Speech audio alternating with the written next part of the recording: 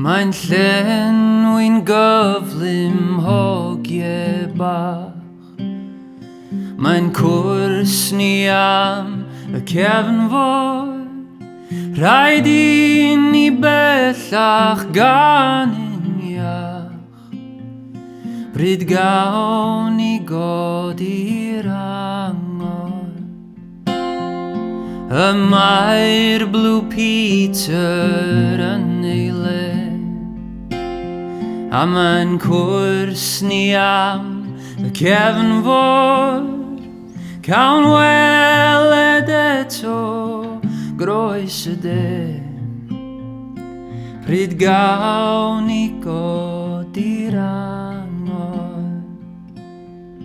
Mae gwledydd pell tu draw i'r môr. A mae'n cwrs ni am y cefnfor.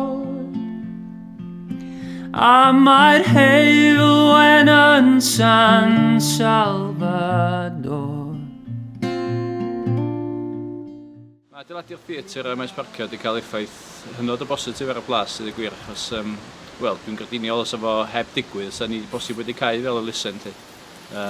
Mae y gofod gyda ni wan ar ran y ceir ac yn y blaen wrth gwrs yn helpu ni fasnachol. Mae o wedi gwneud tu blaen y plas yn llawer mwy diogel lle i deuluodd ddod.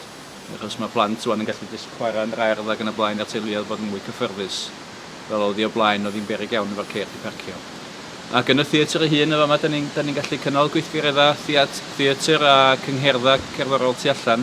Lle oedden ni ddim yn gallu gwneud hynna o blaen, wrth gwrs. Felly mae wedi troi hon yn ganolfan gelf yn hytrach at ystoriol fel oedd o blaen. A mae nifer ymwelwyr wedi mynd i fyny'n sylweddol oherwydd hynny. Felly effaith positif iawn a wedi posib safio'r lusen.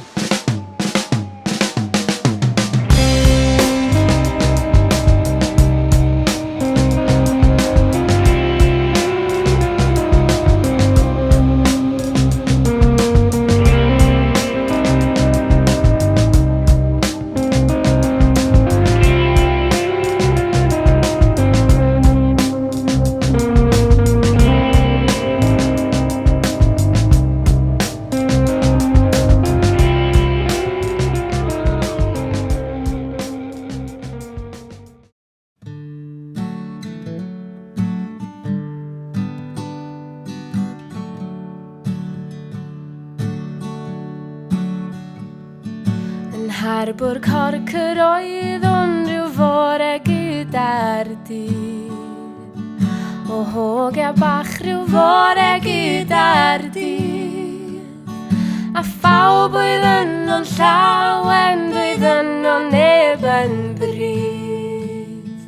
O hogia bach doedd yno'n neb yn bryd.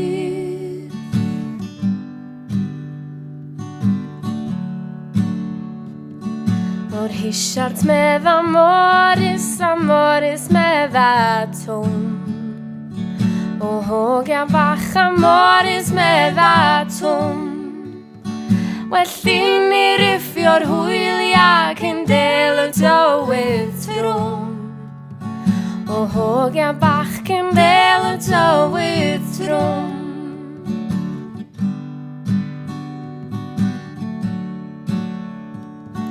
O twmco bach a Morris mae'n bygwth gwynt a glaw.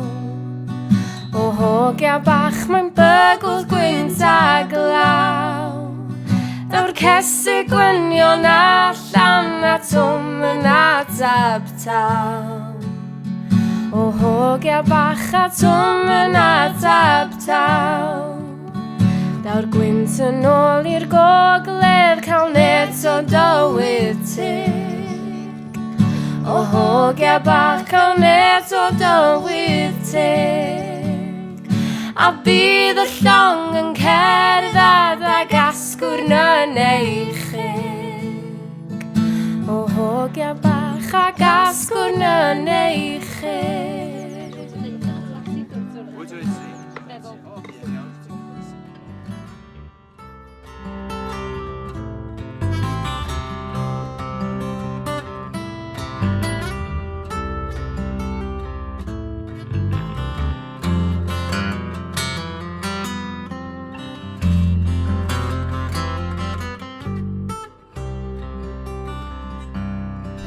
ddau bwthyn, bron 10 at Tan yr Ardd. Maen nhw'n rhan o Stad Plas y Rhyw.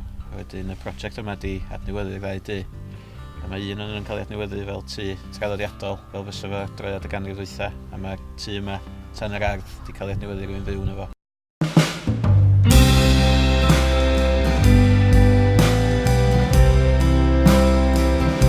A glywch i'r gai, mae'r llong ar hwylio, a ni neu yn mynd adra. Dafydd Davies Hughes ydw i, a rheolwr prosiect Menter y Felin Ucha. A da ni yn y cwt gychod hyn o bryd, a dwi'n sefyll wrth y cwch cyntaf sy'n dod allan o'r cwch gychod yma. A mae di ail adeiladu gan grefftwyr lleol sy'n cadw'r sgiliau'n fyw.